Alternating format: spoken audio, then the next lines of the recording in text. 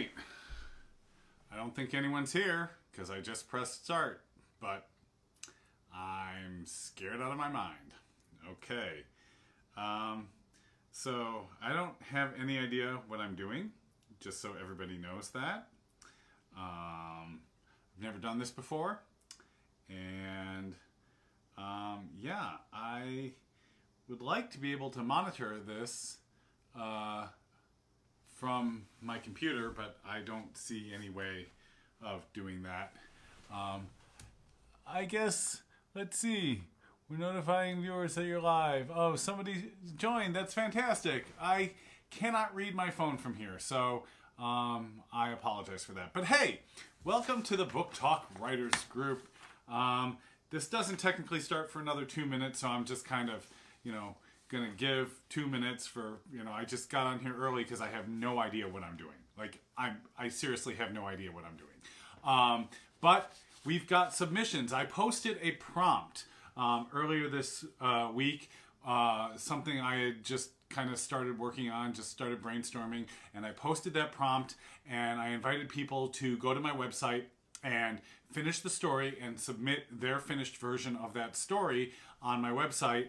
And then today we're going to do just like you would in a writer's group. We're going to go through people's submissions and kind of look at what everyone's doing. And hello, I'm here. Great.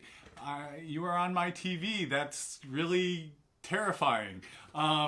It's hard because I can't see the comments on my computer. They're only on my phone, so I'm going to do my best. But so yeah, I posted a prompt, and people finished the story, submitted it. So today I have 5 submissions that we're going to go through. That's all the people that submitted, but we're going to do those 5 submissions, and I'm going to share with you what I finished it up as. So that is fantastic. And in 1 minute, we're gonna start working on this. Like I said, it's super hard to see who's all here, but hopefully everyone that submitted will be here on time, and then we can start moving through it. So it's 7 o'clock. It's time for BookTok Writers Group.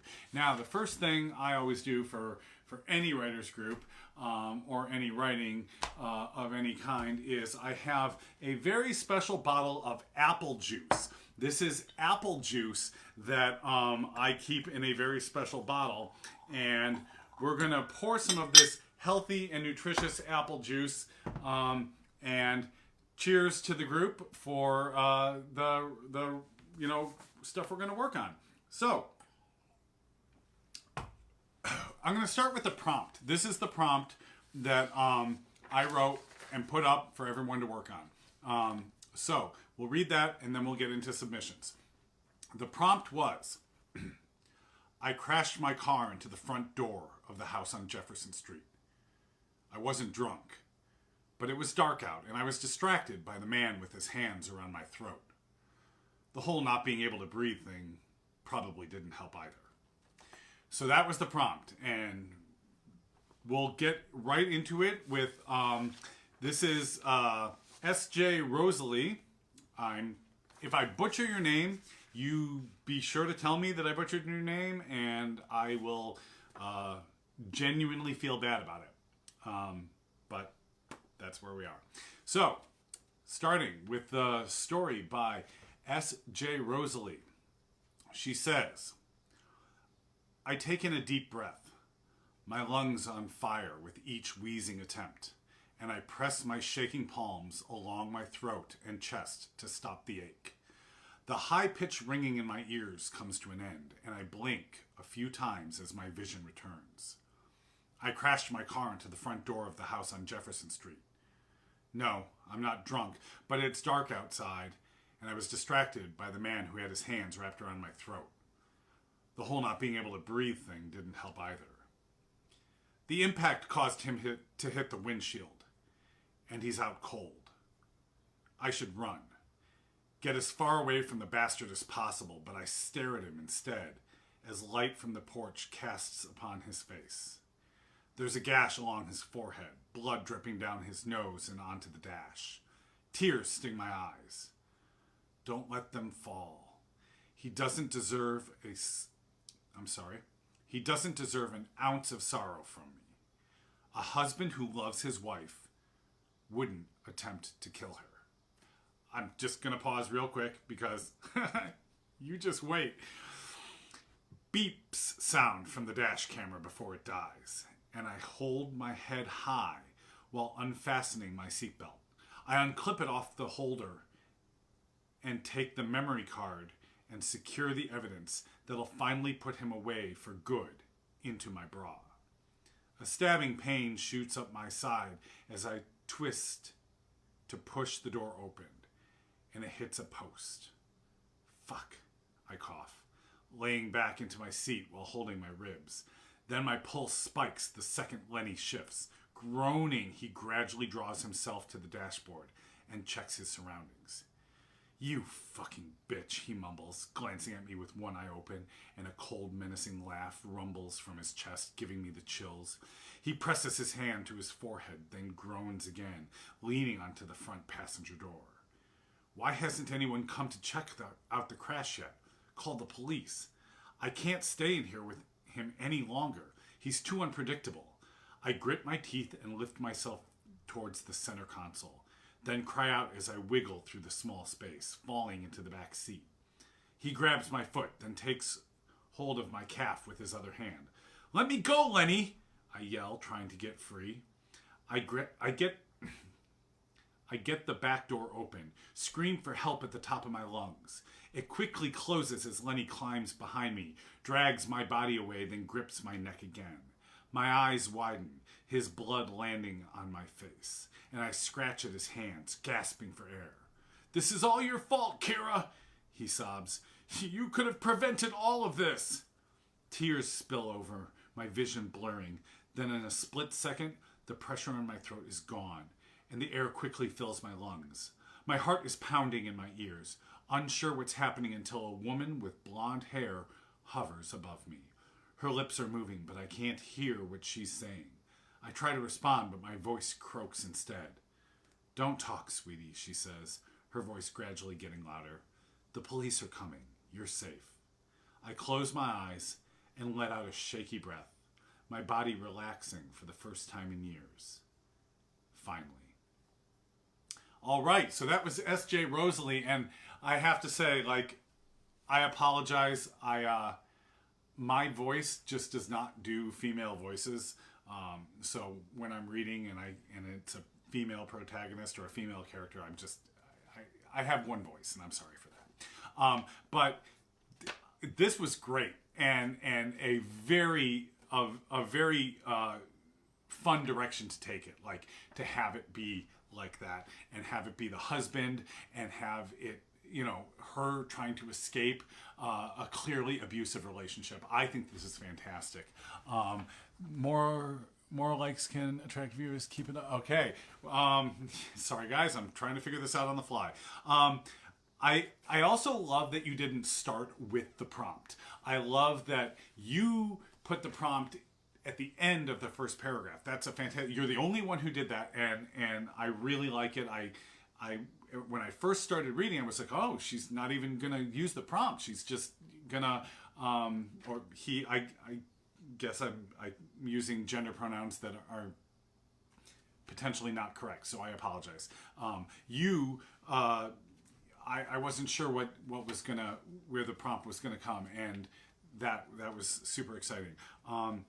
And then when you're talking about, I stared at him instead of running, I think that is a totally natural reaction for a person in this situation to have, especially when we find out that the protagonist was married to the attacker. So, of course she's not running. She's staring at this person, limp, that just was attacking her, that she's married to.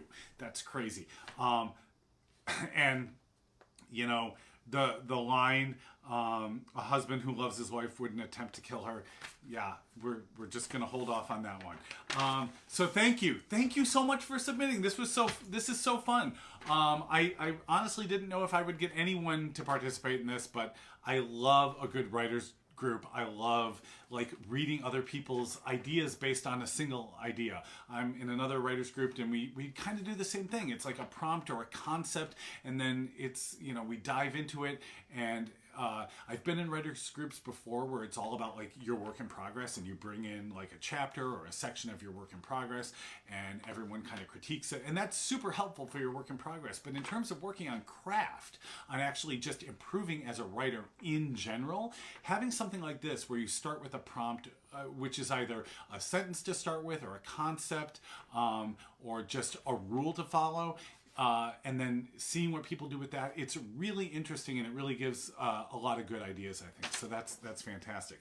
The next piece is by Patty Henshaw, and so we're going to dive into that right now. And it says, I crashed my car into the front door of the house on Jefferson Street. I wasn't drunk, but it was dark out, and I was distracted by the man with his hands around my throat. The whole not being able to breathe thing probably didn't help either.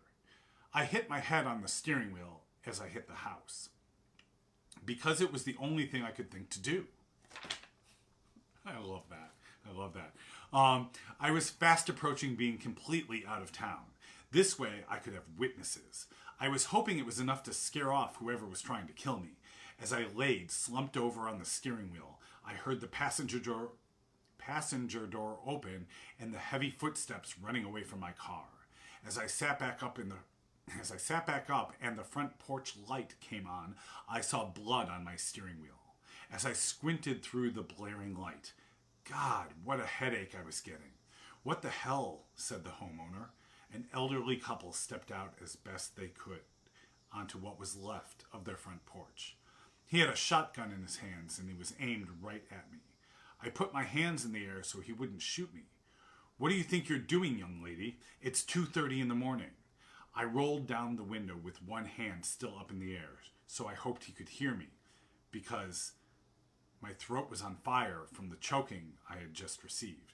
I didn't think I could manage much for my voice. Trust me, I wanted him to hear me, so I wouldn't get shot. I squeaked out the first thing that popped into my head. Sorry, and proceeded to pass out. I later woke to being lifted onto a stretcher and seeing the ambulance lights in the distance. I could not move my neck as I had a neck collar on and was being strapped down, which in turn set off my claustrophobia. I started to panic and tell them, no, undo the straps, but it was barely above a whisper, and I didn't think anyone would hear me. But the woman paramedic saw the terror in my face and came to talk to me. You're all right, she was saying. Let me up, I told her. I can sit up, and no straps, I was telling her.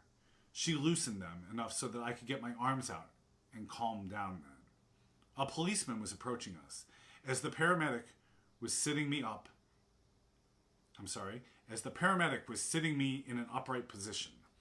Thank heavens, my panic was easing up, and I could somewhat think again. I knew the questions were going to start, and I needed to be able to tell them what had happened. I wish I knew myself. Hello, ma'am. I'm Officer... And he didn't even get to finish. And I vomited on his shoes. Because of course you would. Because of course you would. This was fun. I love the... She crashes into this house, right? She crashes into the front door of the house. And the old guy steps out on the porch with a shotgun, because, duh, and is pointing it at her. And he says, what do you think you're doing, lady? It's 2:30 in the morning. Like, if it had been 4 in the afternoon, this would have made total sense. That part to me, I had to stop and chuckle when I read that the first time. It was great. What time would it be appropriate for her to be crashing into the front porch of his house? That was great. I also love that she says, I said the first thing that came to my head. Sorry. Because it's so simple. It's exactly what you would be thinking. It's exactly what you would say. You would say, sorry. Even if you're not sorry, even if there's a million things going on that cause this to happen, it's their house, and you would say sorry. And that's really, it's poignant and powerful and quiet. Those quiet ideas that are really powerful in building characters. I will say that when I get to the end of this, I feel like not only are none of the questions answered, but there's more questions now. Like, I want you to finish this. I want you to do more. I want to read this. These are characters that I'm interested in. And so yeah, this is a fantastic start here. And thank you, Patty, for submitting that. I ran out of ink on my printer because, you know, ink is expensive and I'm a writer. So I'm going to be reading the next submissions off of the sheet as they came in. But real quick, I just want to say, like, again, thank you everyone for joining us. This is super fun, and I had no idea what this would turn out to be. But man, did you guys have some ideas? So I'm gonna do one more submission, and then I'm gonna read you guys what I came up with for the rest of this, and then we'll go back and we'll do the last two submissions and kind of wrap it up and talk just kind of a little bit about the writing process. I do want to touch on that before we get too far and end this thing. But this is from Melissa, I'm going to say Haberlin, but if I got that wrong, just, you know, shoot a TikTok yelling at me about how I screwed up your name, and I'll apologize. So, I crashed my car into the front door of a house on Jefferson Street. I wasn't drunk, but this is small text, so I wasn't drunk, but it was dark out, and I was distracted by the man with his hands around my throat. The whole not being able to breathe thing probably didn't help either. The whole evening went by in a flash before my eyes. Nothing was going right. I had been bumped into on my way from the bar to my table and spilled the fresh drinks all over the richest guy in town, Timothy James. I tried to do my best to remedy the accident, but I was only making it worse. I could see his bodyguards start to surround me. I'm sorry about that. If you let me go, I will never return, and I will stay away for as long as I can. I stepped back right into the chest of the biggest guy I had ever seen. He made Jason Momoa look like The Rock. Are they different? Are they different? No. You will work off your debt. Do you know how much this outfit cost? Timothy James said, lifting his drink to his lips. Now sit and tell me what position I can put you in. With the help of the guards behind me, I was set into a chair across from Mr. James. I am an IT guy. You will drive my car tonight after I'm done here. Then I will see if you can outsmart my computer guy. Jimmy, let him know what's up and tell him that I will need him at the house tonight. One of his guards walked off and made a call. A glass of water was placed in front of me and I drank it in one go. I lost all my senses, and then I woke up behind the wheel of my car.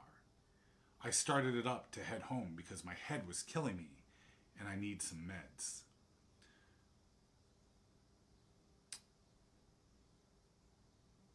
Sorry,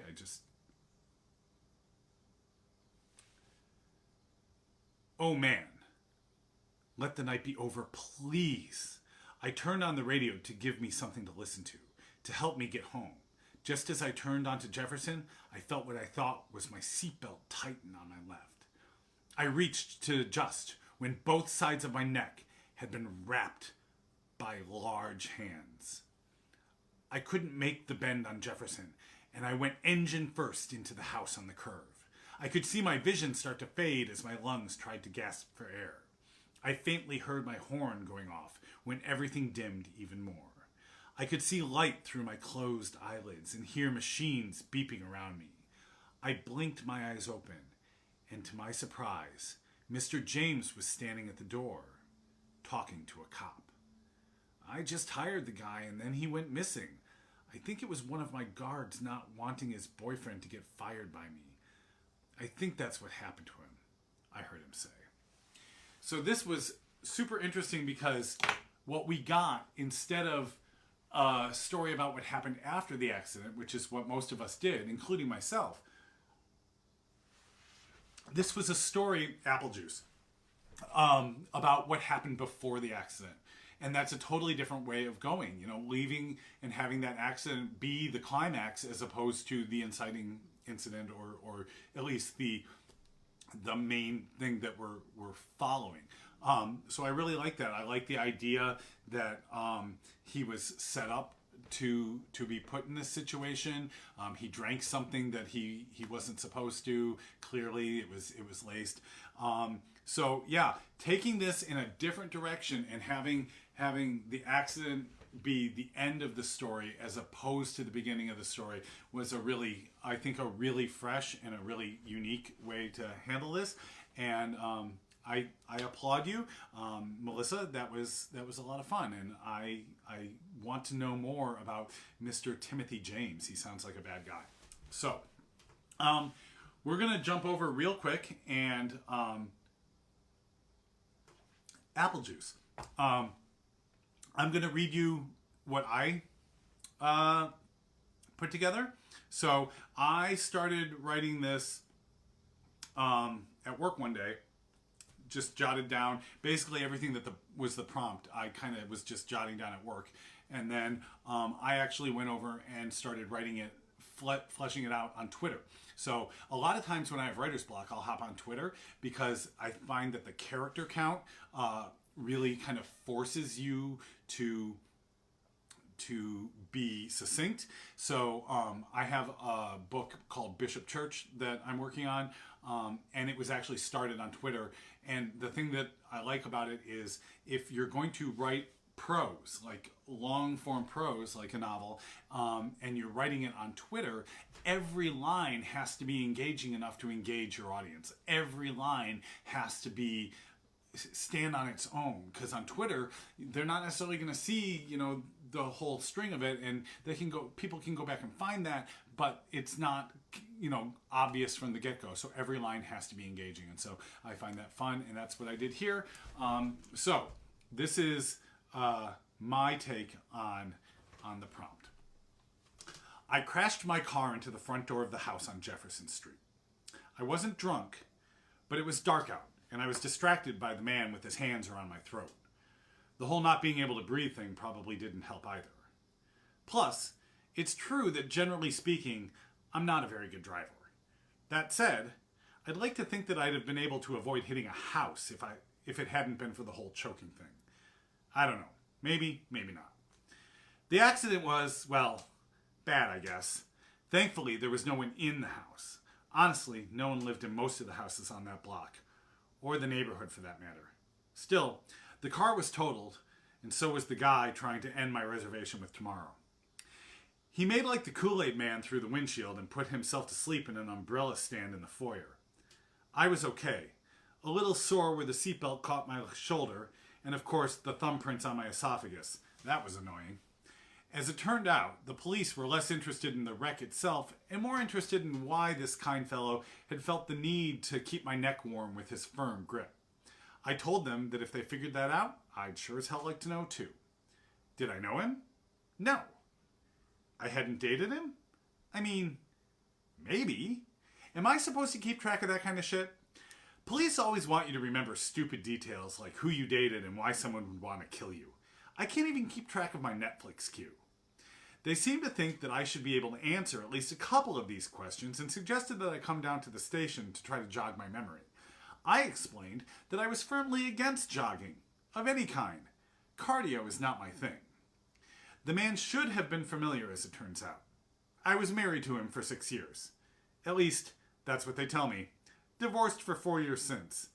I was pretty out of it most of that time. Booze and pills made for a better lover than any man I'd ever been with, so my real commitment was to them. The guy, well, I suppose I remember someone visiting me in rehab a few times. Might have been him. Why would he want to kill me then? How long do you have? It's probably enough to live with someone for half a decade and not recognize their face, but I suspect there was more to it than that. I was not, shall we say, a good person. Being a defense attorney can pay well when you pick clients that can pay. That and sobriety were definitely not my greatest strengths. I didn't make a good living, and even cheap bourbon gets expensive when you're drinking a fifth a night. The pills aren't cheap on any scale. I stole, I blackmailed, I probably did worse, but who remembers? The point is, I can think of a dozen reasons someone, especially an ex-husband, might want to make me check for might want to make my check for a future bounce. It didn't seem to me that there was much of a mystery here. Not much left to look into. They saw it differently. He was wearing this, the detective in the cleaner 2-day-old suit said. He laid a small, simple gold ring on the table. I picked it up and twirled it between my fingers. It was plain and smooth with tiny scratches across the surface. Well worn, well loved. Look inside, the other cop said. I tilted the ring to the light and saw inscribed in beautiful script, Forever, with endless love, Diana. Well, fuck, I said. Well, fuck indeed, he agreed. So that was kind of where I went with it, and that's why when it was the husband in S.J. Rosalie's piece, I was like, oh, another person that had the husband and like the same thing. So like sometimes that flow just kind of like shows up and two people get to thinking the same thing. But that made me super happy when I saw that, because I felt like, so guys, real quick, I have a really small place in Chicago. It's hot, and I turned off the air conditioning because I didn't want it to be loud, but I'm getting really hot, so I'm gonna kind of like take my hat off, if that's okay. Sorry. Yeah, so that's what I did. I have nothing really to say about it, except that's kind of the way I write.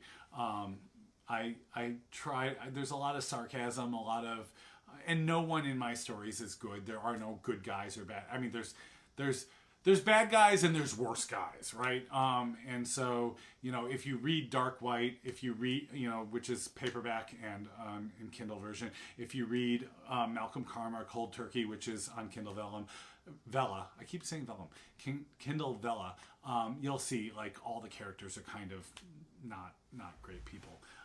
So yeah, now let's go on to another submission by a TikToker. We did Patty Henshaw. Now we have Jessica Henshaw. So, Patty, Jessica, are you guys related? Yeah? Anything? No, I don't write comedy. I'm not funny. Ask anyone. I'm not funny. So she is my mom. Okay, great. So, Patty and Jessica, mom-daughter team, and both submitting. That's fantastic. I'm super excited. So, we're going to do Jessica. I crashed my car into the front door of the house on Jefferson Street. I was not drunk, but it was dark out, and I was distracted by the man with his hands around my throat. The whole not being able to breathe thing probably didn't help either. But if I was going to die, he and that fucking house were going to go with me. Let me back up. Okay, it started about a week ago when my aunt told me that her next door neighbor was a murderer. As I pulled into Auntie's driveway, I could see the eyesore of her neighbor's house painted flamingo pink. I watched Auntie limp out her front door as I got out of my car, walking up the sidewalk. I can see she's aggravated and near tears. She yells, "I'm telling you, he is a murderer!" I laughed as I listened to her. "Auntie, you think everyone is a murderer." "No," she protests. "I mean it this time." Okay, I tell her. "What happened this time?" "Let me just show you," she says, as she limps over to the side of her yard, where her prized magnolia tree stood. "Just look at it," she cries. As I take in the crime scene, I can see where her neighbor in the pink house had viciously hacked into her tree. "See?" Auntie cried. "He killed it!"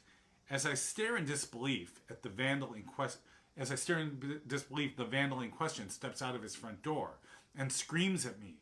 "I told her to trim the fucking tree!" So I yell at him. "You ass! You did more than just trim it. I'd like to see... You did more than just trim it. I'd like to see you prove it then, bitch," he says with a shit-eating grin and walks back into his house. "Next time, Auntie, call the cops first and then me.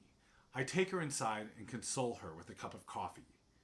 7 days later, I decide to stay the night. The past 7 days, her neighbor had just kept getting worse, so I stayed to help her feel safe. At 1 in the morning, I am awoken with a loud bang from downstairs.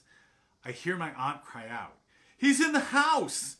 I pick up my cell phone and dial 911. As I proceed out to the living room, there are signs of a struggle, but no sign of my aunt.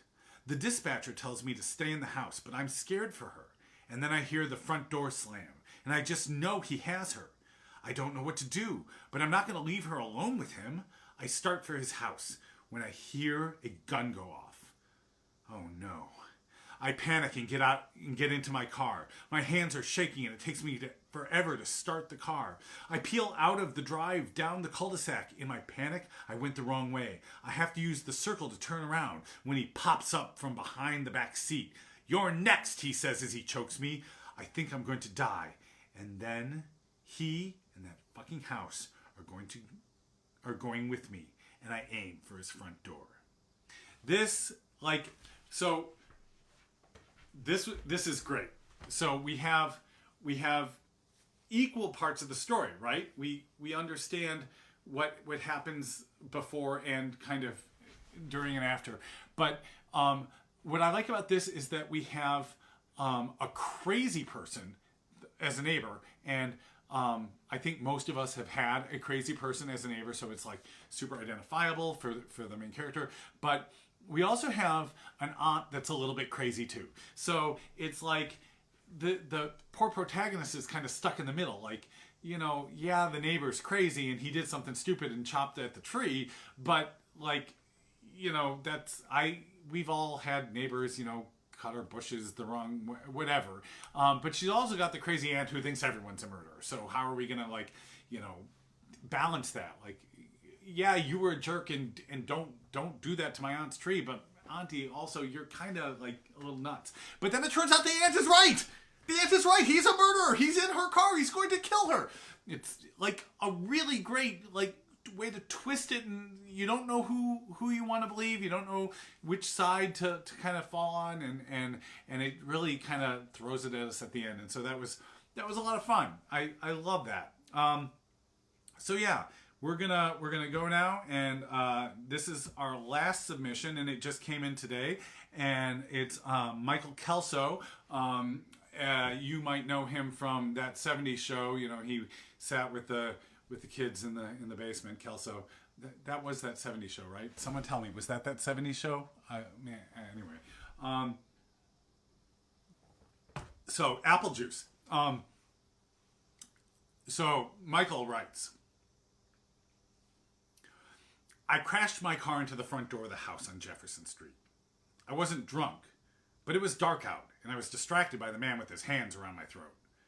The whole not being able to breathe thing probably didn't help either. I was on my way to work. I hadn't thought about looking in the back seat before pulling out, although I should have. Carelessness leads to bad things in my line of work. Traffic on the freeway had been light because of the rain. However, the reduced visibility distracted me. It's funny how the light from the headlights seemed to suck right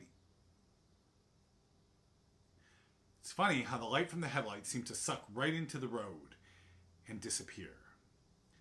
Yeah, it does do that. Sorry, I had to read that sentence twice, but no, that makes sense. That does happen. I had to focus, and the back seat was the last thing on my mind. I was almost to the shop when I heard the voice say, "What do you think you're doing?" I nearly wrecked as I looked back in the mirror and saw a disheveled man glaring back at me. I panicked and swerved onto the off-ramp. I figured a residential area was my best bet, having somewhere to go for help. "Pull over and get out," the man said. That was the last thing I wanted to do.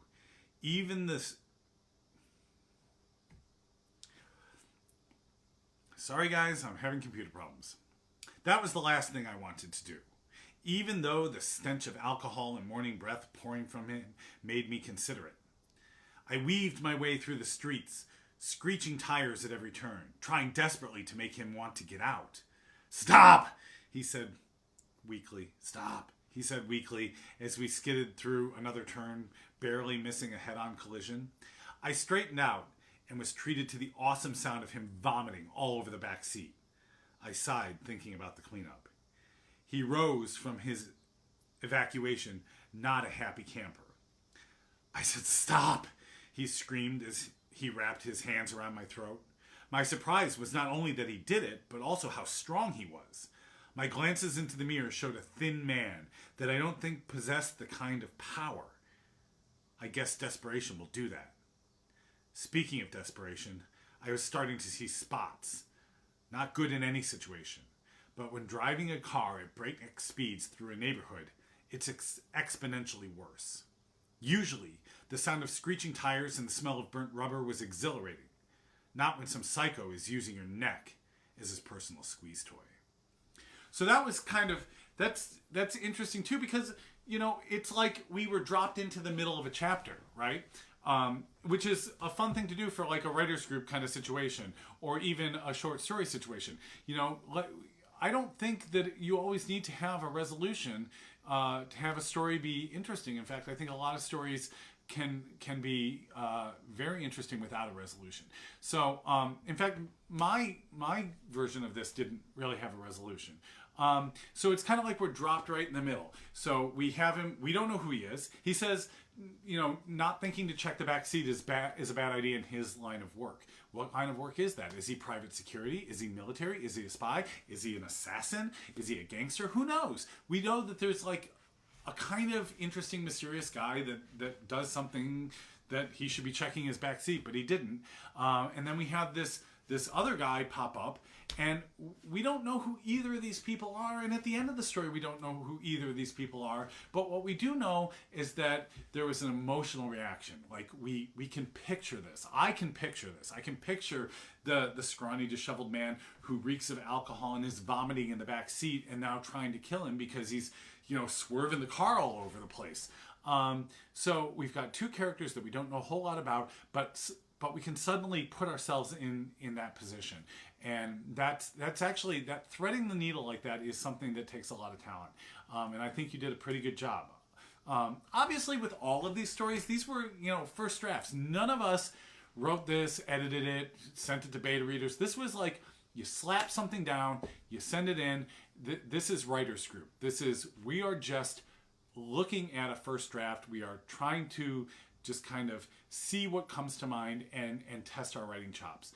I think that you know, a lot of people will tell you that 90% of your writing is in editing, and I personally disagree with that. For me, and I am more of a pantser than a plotter. Generally, my procedure when I'm writing is that I will write something because a first scene comes to my head. It just comes to my head. Like I see a scene and I just write that scene down, and then I take that and I just pants it out as like 2 or 3 chapters. Like I'll get 2 or 3 chapters into it, and then I'll stop and go, okay, where the hell is this going? And then that's when I stop and I think of the ending of the story, and then kind of build backwards from that.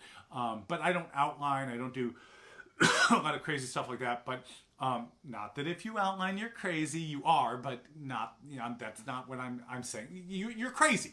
But yeah, but that's not what we were doing here. This was that first 3 chapters I'm talking about. This is that first scene that I'm talking about. That thing that pops in your head, you slap it down, and maybe it becomes something. I started one yesterday. Yeah, the day before yesterday. I started one that I think is actually, I'm going to set aside the work in progress I'm working on right now and kind of move into this, that is tentatively going to be called Coercive Control. And that is neither here nor there for this group today. Anyway, I really hope that TikTok lets me go back and look at all these comments because I cannot read them from my phone this far away. But thank you all for joining me. I think I had fun. Please let me know if you thought this was valuable, if you thought this was good. Send me a video on TikTok or just comment on any of my videos. I have like 3 of them announcing this, so you can go on any of those and just tell me, you know, was it any good? Were you interested? Should I do this again? If everyone thinks I should do it again, then I will come up with another prompt. It might be another prompt like this where it's an actual first line, or it might just be something else entirely. It might be a concept, or write, doing this. I have lots of ideas. But if everyone thinks I should do this, then maybe tomorrow afternoon. I'll wait till tomorrow afternoon to get some feedback, and then if we decide to do it again, I will post another prompt, and we'll set this up for next Sunday. And I think Sunday at 7 o'clock is a good time. It's a good time for me, and so we'll work on that. But thank you all so much for coming. This was super fun. I love looking up at the corner and seeing that there's anybody here at all. I'm super new on this. This was my first time going live, and I was kind of terrified because I didn't know what to expect. But yeah, hey, you know what? Go pour yourself some apple juice, and have a good Sunday night. And we'll see you all again very soon. Now I have to figure out how to turn this off.